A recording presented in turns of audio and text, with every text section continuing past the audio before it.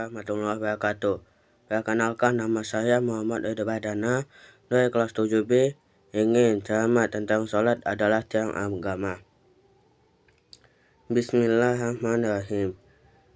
Segala puji bagi Allah Subhanahu wa Ta'ala yang telah melimpahkan banyak nikmat dan karunia-Nya kepada kita semua, mulai dari nikmat sehat, nikmat lapang, hingga nikmat yang tiada taranya nilainya, yakni beberapa nikmat iman dan Islam. Semoga kita senantiasa diberi hidayah oleh Allah Subhanahu wa Ta'ala sehingga kita bisa bersyukur semua nikmat yang Allah berikan kepada kita. Kedua kalinya tak lupa salawat serta salam tetap tercurahkan limpah kepada Nabi akhir zaman, Nabi Muhammad SAW, beserta keluarga dan sahabat-sahabatnya yang telah menuntut umatnya dari zaman jahiliyah kepada zaman yang telah mendatang, yakni al-adin, al-islam, wal-iman. Semoga kita semua kelak mendapatkan syafaatnya di yaumul qiyamah. Amin amin ya rabbal alamin.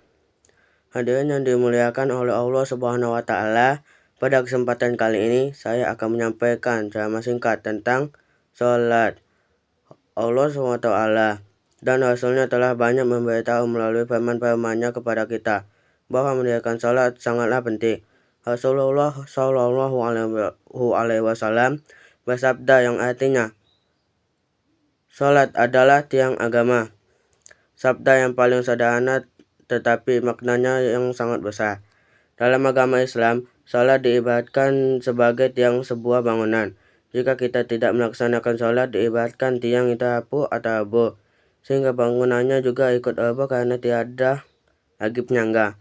Rasulullah Shallallahu Alaihi Wasallam bersabda yang diriwayatkan oleh Imam Bukhari yang artinya, seandainya mereka tahu pada sholat subuh dan asar niscaya mereka akan mendatanginya meskipun dengan merangkak. Dalam setiap sholat subuh yang kita jalankan, terdapat banyak keutamaan yang bisa kita dapatkan. Salah satunya keutamaan yang bisa didapatkan dengan melaksanakan sholat subuh yaitu mendapatkan persaksian dan malai subuh. Begitu juga dalam sholat wajib yang lain. Allah selalu menawarkan pahala yang banyak pada hamba-hambanya yang beriman.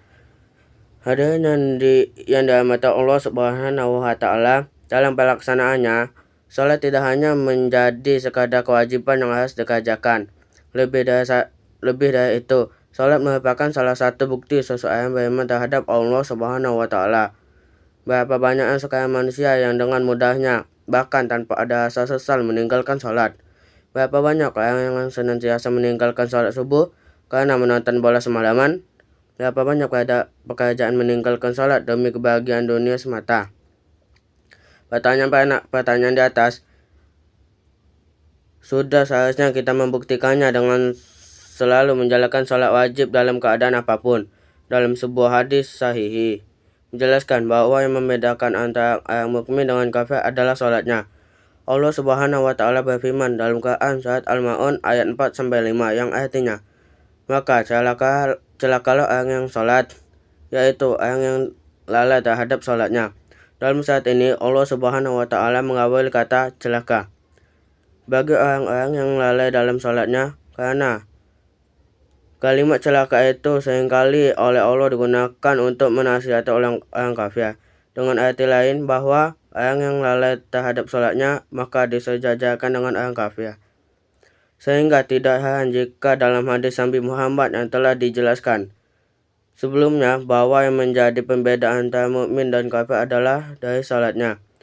Hadirin yang dimuliakan oleh Allah Subhanahu wa Ta'ala, sebagaimana yang telah disampaikan oleh Rasul Shallallahu Alaihi Wasallam dalam hadis mengenai keutamaan salat, maka sebagai umatnya melakukan salat wajib 5 waktu ini dengan hati dan lapang adalah sebuah kewajiban. Selain itu, dalam menjalankan sholat harus dengan penuh kesyukuran, keikhlasan, dan juga keistiqomahan, sehingga kita dapat terhindar dari golongan orang-orang yang lalai dalam sholat.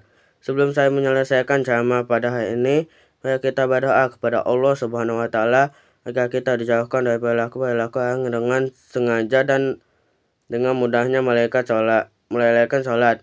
Semoga kita selalu diberikan kemampuan untuk saling menasihati dan kebaikan dan menjauhi segala larangannya. Wassalamualaikum warahmatullahi wabarakatuh.